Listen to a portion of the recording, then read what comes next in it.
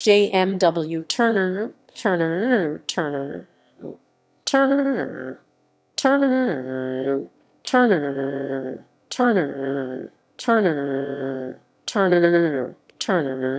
Turner, Turner, Turner, Turner, you, Turner, Turner, Turner, Turner, you. Joseph Mallord William Turner, 23 April 1775, 19 December 1851, known in his time as William Turner, was an English Romantic painter, printmaker, and watercolourist. He is known for his expressive colourisations, imaginative landscapes, and turbulent, often violent marine paintings. He left behind more than 550 oil paintings, 2,000 watercolours, and 30,000 works on paper. He was championed by the leading English art critic John Ruskin from 1840, and is today regarded as having elevated landscape painting to an eminence rivaling history painting. Turner was born in Maiden Lane, Covent Garden, London, to a modest lower-middle-class family. He lived in London all his life, retaining his Cockney accent and assiduously avoiding the trappings of success and fame. A child prodigy, Turner studied at the Royal Academy of Arts from 1789, enrolling when he was 14, and exhibited his first work there at 15. During this period, he also served as an architectural draftsman. He earned a steady income from commissions and sales, which, due to his troubled, contrary nature, were often begrudgingly accepted. He opened his own gallery in 1804 and became professor of perspective at the Academy in 1807, where he lectured until 1828. He traveled to Europe from 1802, typically returning with voluminous sketchbooks. Intensely private, eccentric, and reclusive, Turner was a controversial figure throughout his career. He did not marry, but fathered two daughters, Eveline 1801-1874 and Georgiana 1811-1843. He became more pessimistic and morose as he got older, especially after the death of his father, when his outlook deteriorated. His gallery fell into disrepair and neglect, and his art intensified. In 1841, Turner rowed a boat into the Thames so he could not be counted as present at any property in that year's census. He lived in squalor and poor health from 1845 and died in London in 1851, aged 76. Turner is buried in St. Paul's Cathedral, London. Biography. Early life. Joseph Mallord William Turner was born on 23 April 1775 and baptized on 14 May. He was born in Maiden Lane, Covent Garden, in London, England. His father, William Turner, was a barber and wig maker. His mother, Mary Marshall, came from a family of butchers. A younger sister, Mary Ann, was born in September 1778, but died in August 1783. Turner's mother showed signs of mental disturbance from 1785 and was admitted to St. Luke's Hospital for lunatics in Old Street in 1799. She was moved in 1800 to Bethlehem Hospital, a mental asylum, where she died in 1804. Turner was sent to his maternal uncle, Joseph Mallord William Marshall, a butcher in Brentford, then a small town on the banks of the River Thames west of London. The earliest known artistic exercise by Turner is from this period, a series of simple colourings of engraved plates from Henry Boswell's picturesque View of the Antiquities of England and Wales. Around 1786, Turner was sent to Margate on the north-east Kent coast. There he produced a series of drawings of the town and surrounding area that foreshadowed his later work. By this time, Turner's drawings were being exhibited in his father's shop window and sold for a few shillings. His father boasted to the artist Thomas Stafford that "my son, sir, is going to be a painter." In 1789, Turner again stayed with his uncle, who had retired to Sunningwell, now part of Oxfordshire. A whole sketchbook of work from this time in Berkshire survives, as well as a watercolour of Oxford. The use of pencil sketches on location, as the foundation for later finished paintings, formed the basis of Turner's essential working style for his whole career. Many early sketches by Turner were architectural studies or exercises in perspective, and it is known that, as a young man, he worked for several architects including Thomas Hardwick, James Wyatt, and Joseph Benoni the Elder. By the end of 1789, he had also begun to study under the topographical draftsman Thomas Moulton, who specialized in London views. Turner learned from him the basic tricks of the trade, copying and colouring outline prints of British castles and abbeys. He would later call Moulton "my real master." Typography was a thriving industry by which a young artist could pay for his studies. Career. Turner entered the Royal Academy of Art in 1789, aged 14, and was accepted into the Academy a year later by Sir Joshua Reynolds. He showed an early interest in architecture, but was advised by Hardwick to focus on painting. His first watercolour, A View of the Archbishop's Palace, Lambeth, was accepted for the Royal Academy Summer Exhibition of 1790 when Turner was 15. As an Academy probationer, Turner was taught drawing from plaster casts of antique sculptures. From July 1790 to October 1793, his name appears in the registry of the Academy over 100 times. In June 1792, he was admitted to the life class to learn to draw the human body from nude models. Turner exhibited watercolours each year at the Academy while painting in the winter and travelling in the summer widely throughout Britain, particularly to Wales, where he produced a wide range of sketches for working up into studies and watercolours. These particularly focused on architectural work, which used his skills as a draftsman. In 1793, he showed the watercolour titled The Rising Squall Hot Wells from St. Vincent's Rock, Bristol Now Lost, which foreshadowed his later climatic effects. The British writer Peter Cunningham, in his obituary of Turner, wrote that it was recognized by the wiser few as a noble attempt at lifting landscape art out of the tame insipidities, and evinced for the first time that mastery of effect for which he is now justly celebrated. In 1796, Turner exhibited Fisherman at Sea, his first oil painting for the Academy, of a nocturnal moonlit scene of the Needles off the Isle of Wight, an image of boats in peril. Wilton said that the image was a summary of all that had been said about the sea by the artists of the 18th century, and shows strong influence by artists such as Claude Joseph Vernet, Philip James de Loutherbourg, Peter Monamy, and Francis Swain, who was admired for his moonlight marine paintings. The image was praised by contemporary critics and founded Turner's reputation as both an oil painter of maritime scenes. Turner travelled widely in Europe, starting with France and Switzerland in 1802 and studying in the Louvre in Paris in the same year. He made many visits to Venice. Important support for his work came from Walter Ramsden Fawkes of Farnley Hall, near Otley in Yorkshire, who became a close friend of the artist. Turner first visited Otley in 1797, aged 22, when commissioned to paint watercolours of the area. He was so attracted to Otley and the surrounding area that he returned to it throughout his career. The stormy backdrop of Hannibal crossing the Alps is reputed to have been inspired by a storm over the Cheven in Otley while he was staying at Farnley Hall. Turner was a frequent guest of George O'Brien Wyndham, 3rd Earl of Egremont, at Petworth House in West Sussex, and painted scenes that Egremont funded taken from the grounds of the house and of the Sussex countryside, including a view of the Chichester Canal. Petworth House still displays a number of paintings. Later life. As Turner grew older, he became more eccentric. He had few close friends except for his father, who lived with him for 30 years and worked as his studio assistant.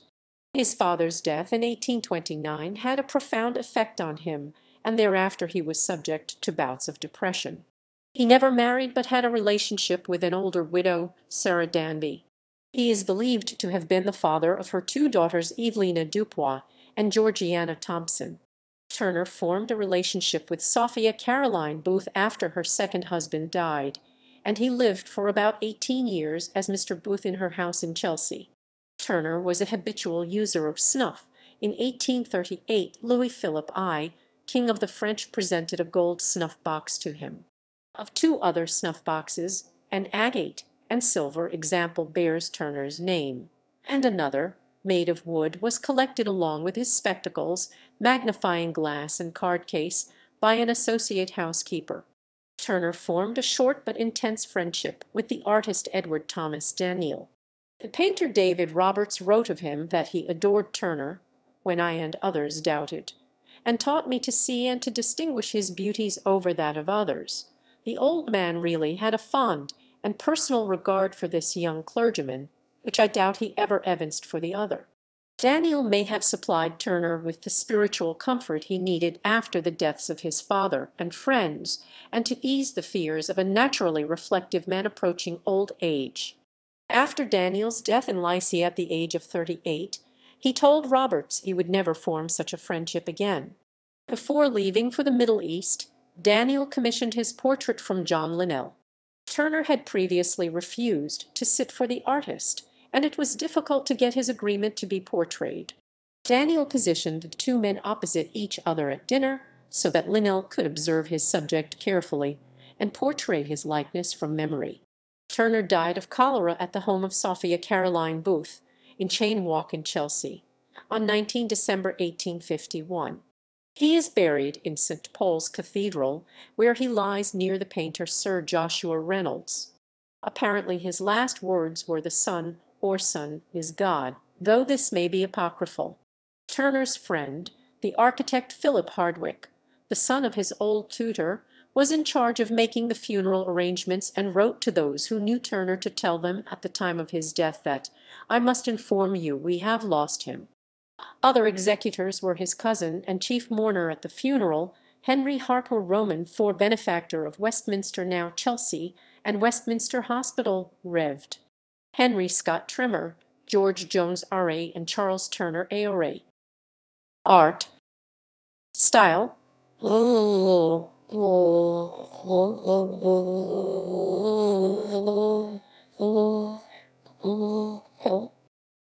Turner's talent was recognized early in his life. Financial independence allowed Turner to innovate freely. His mature work is characterized by a chromatic palette and broadly applied atmospheric washes of paint. According to David Piper's The Illustrated History of Art, his later pictures were called fantastic puzzles. Turner was recognized as an artistic genius. The English art critic John Ruskin described him as the artist who could most stirringly and truthfully measure the moods of nature. Turner's work drew criticism from contemporaries, in particular from Sir George Beaumont, a landscape painter and fellow member of the Royal Academy, who described his paintings as blots. Turner's imagination was sparked by shipwrecks, fires including the burning of Parliament in 1834, an event which Turner witnessed firsthand and transcribed in a series of watercolour sketches, and natural phenomena such as sunlight, storm, rain, and fog. He was fascinated by the violent power of the sea, as seen in Dawn, after the wreck 1840, and the slave ship 1840. Turner's major venture into printmaking was the Liber Studiorum Book of Studies, 70 prints that he worked on from 1806 to 1819. The Liber Studiorum was an expression of his intentions for landscape art. The idea was loosely based on Claude Lorraine's Liber Veritatis Book of Truth, where Claude had recorded his completed paintings. A series of print copies of these drawings, by then at Devonshire House, had been a huge publishing success. Turner's plates were meant to be widely disseminated, and categorized the genre into 6 types: marine, mountainous, pastoral, historical, architectural, and elevated or epic pastoral. His printmaking was a major part of his output, and a museum is devoted to it, the Turner Museum in Sarasota, Florida, founded in 1974 by Douglas Montrose Green to house his collection of Turner prints. His early works, such as Tintern Abbey 1795, stay true to the traditions of English landscape. In Hannibal Crossing the Alps 1812, an emphasis on the destructive power of nature has already come into play. His distinctive style of painting, in which he used watercolor technique with oil paints, created lightness, fluency, and ephemeral atmospheric effects. In Turner's later years, he used oils ever more transparently, and turned to an evocation of almost pure light by use of shimmering color. A prime example of his mature style can be seen in Rain, Steam, and Speed, the Great Western Railway, where the objects are barely recognizable. The intensity of hue and interest in evanescent light not only placed Turner's work in the vanguard of English painting, but exerted an influence on art in France. The Impressionists, particularly Claude Monet, carefully studied his techniques. He is also generally regarded as a precursor of abstract painting. High levels of volcanic ash from the eruption of Mount Tambora. John Ruskin said that an early patron, Thomas Monro, principal physician of Bedlam, and a collector and amateur artist, was a significant influence on Turner's style. His true master was Dr. Monro, to the practical teaching of that first patron and the wise simplicity of method of watercolour study, in which he was disciplined by him and companioned by his friend Girton. The healthy and constant development of the greater powers primarily, together with a number of young artists. Turner was able, in Monro's London house, to copy works of the major topographical draftsmen of his time and perfect his skills in drawing. But the curious atmospherical effects and illusions of John Robert Cosins's watercolours, some of which were present in Monro's house, went far further than the neat renderings of topography. The solemn grandeur of his Alpine views were an early revelation to the young Turner and showed him the true potential of the watercolour medium, conveying mood instead of information. Materials. Turner experimented with a wide variety of pigments. He used formulations like carmine, despite knowing that they were not long-lasting, and against the advice of contemporary experts to use more durable pigments. As a result, many of his colors have now faded. Ruskin complained at how quickly his work decayed. Turner was indifferent to posterity and chose materials that looked good when freshly applied. By 1930, there was concern that both his oils and his watercolors were fading. Gallery. Legacy. Turner left a small fortune which he hoped would be used to support what he called decayed artists. He planned an almshouse at Twickenham with a gallery for some of his works. His will was contested, and in 1856, after a court battle, his first cousins, including Thomas Price Turner, received part of his fortune.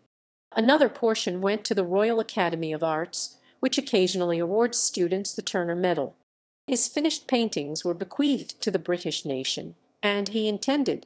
This did not happen due to disagreement over the final site. 22 years after his death, one of the greatest collectors of his work was Henry Vaughan, who, when he died in 1899, owned more than 100 watercolors and drawings by Turner and as many prints. His collection included examples of almost every type of work on paper the artist produced, from early topographical drawings and atmospheric landscape watercolors to brilliant color studies, literary vignette illustrations, and spectacular exhibition pieces. It included nearly 100 proofs of Liber Studiorum and 23 drawings connected with it. It was an unparalleled collection that comprehensively represented the diversity, imagination, and technical inventiveness of Turner's work throughout his 60-year career. Vaughan bequeathed the most of his Turner collection to British and Irish public galleries and museums, stipulating that the collections of Turner's watercolors should be exhibited to the public all at one time, free of charge and only in January, demonstrating an awareness of conservation which was unusual at the time. In 1910, the main part of the Turner bequest, which includes unfinished paintings and drawings, was rehoused in the Duveen-Turner wing at the National Gallery of British Art, now Tate Britain. In 1987, a new wing at the Tate, the Clore Gallery, was opened to house the Turner bequest, though some of the most important paintings remain in the National Gallery in contravention of Turner's condition that they be kept and shown together. Increasingly, paintings are lent abroad, ignoring Turner's provision that they remain constantly and permanently in Turner's gallery.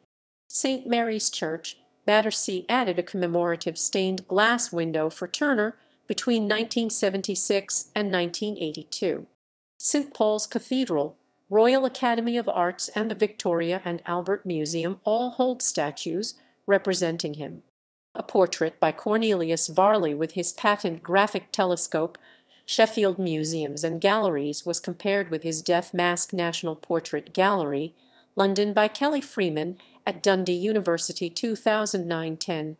The city of Westminster unveiled a memorial plaque at the site of his birthplace at 21 Maiden Lane, Covent Garden, 2 June 1999. Selby Whittingham founded the Turner Society at London and Manchester in 1975. After the Society endorsed the Tate Gallery's Clore Gallery wing on the lines of the Duveen wing of 1910 as the solution to the controversy of what should be done with the Turner bequest, Selby Whittingham resigned and founded the independent Turner Society. The Tate created the prestigious annual Turner Prize Art Award in 1984, named in Turner's honor, and 20 years later the Royal Institute of Painters in Watercolours founded the Winsor and Newton Turner Watercolour Award. A major exhibition, Turner's Britain, with material including the Fighting Temeraire on loan from around the globe. In 2005, Turner's The Fighting Temeraire was voted Britain's greatest painting in a public poll organised by the BBC. Portrayal.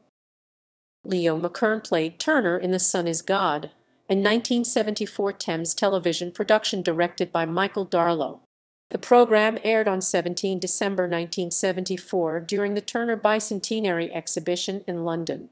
British filmmaker Mike Leigh wrote and directed Mr. Turner, a biopic of Turner's later years, released in 2014.